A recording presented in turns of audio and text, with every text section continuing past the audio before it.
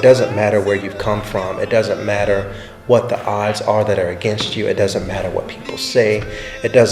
None of that matters. The only thing that matters is that you decide what you want and that you go for it.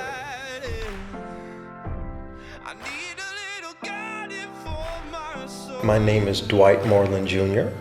I'm from Atlanta, Georgia, USA, and living in Innsbruck, Austria now, playing saxophone and singing with the Moreland Band.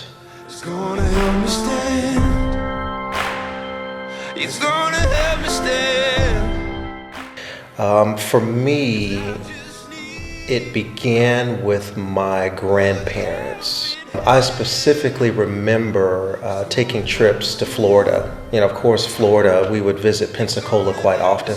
Pensacola was about 5 hours from Atlanta, and we often took trips to go fishing in Pensacola. I get a feeling in my bones that I'm just wandering on my own. And I remember my grandparents playing Sam Cooke, Marvin Gaye, Otis Redding, Jerry Butler, Bobby Womack, Aretha Franklin. I remember so vividly, so clearly listening to that stuff, and it had an influence on me.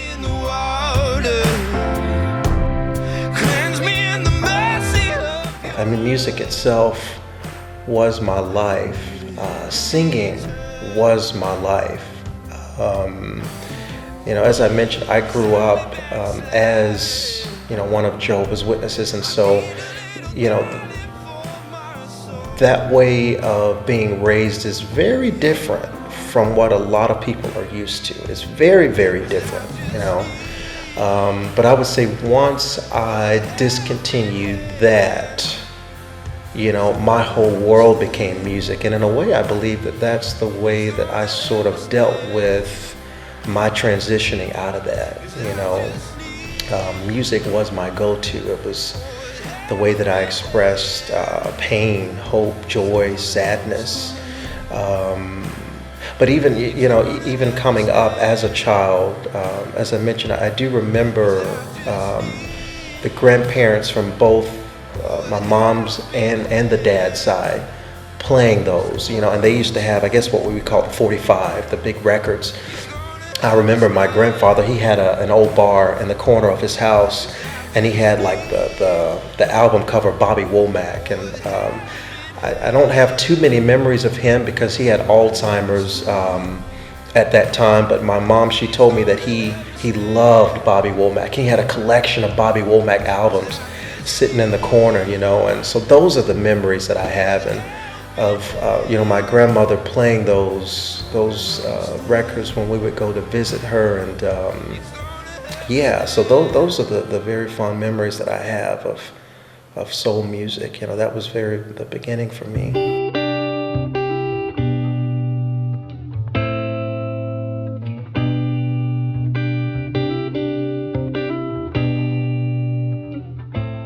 Painful experiences. I think that's one thing that many musicians have in common, are the quote, hard times, and I think that's why it comes across so powerfully in music, when you have experiences that are tough like that. And I definitely had mine. I guess it was 8 years ago. I sort of went into my upbringing and how it was very different from the way that a lot of people are brought up, but I decided, I guess it was 8 years ago, that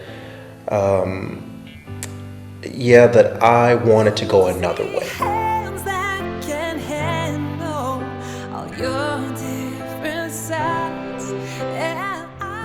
And when you have, a mother and a father,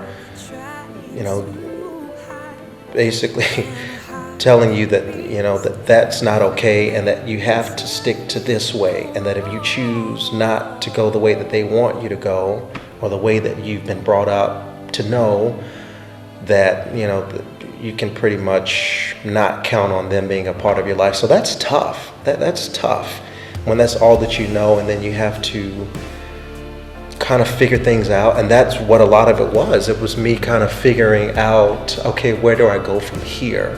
because I can't count on this anymore. I thought that I could count on this, but I can't. And so I've got to find my way,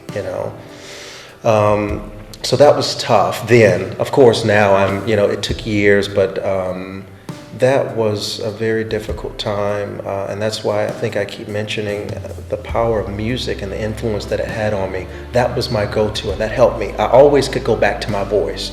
It's interesting because I couldn't count on certain people per se, but I could always count on my voice, And I think about that to this day. I could always sing, and I could always pick up my saxophone. So I may not have been able to pick up a phone and call certain people that I thought that were going to be there, or that I thought, had a certain measure of love for me, but I could always sing, and I could always pick up my saxophone.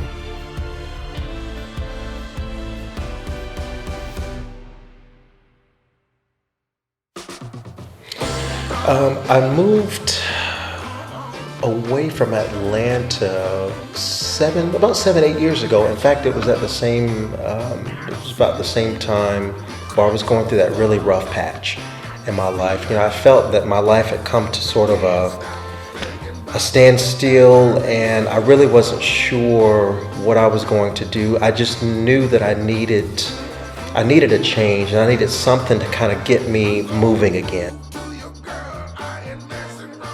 What I decided was to just go and take a job in Hawaii. So I went and worked on a cruise ship for a little while in Hawaii and started singing there, every Thursday. And I guess I did that for 1.5 to 2 years.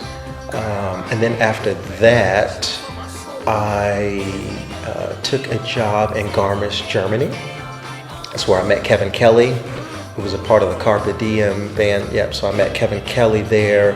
He got me back into the music scene in Garmisch, and that's where I met Jesse Thompson and all the guys there. So that started music again for me.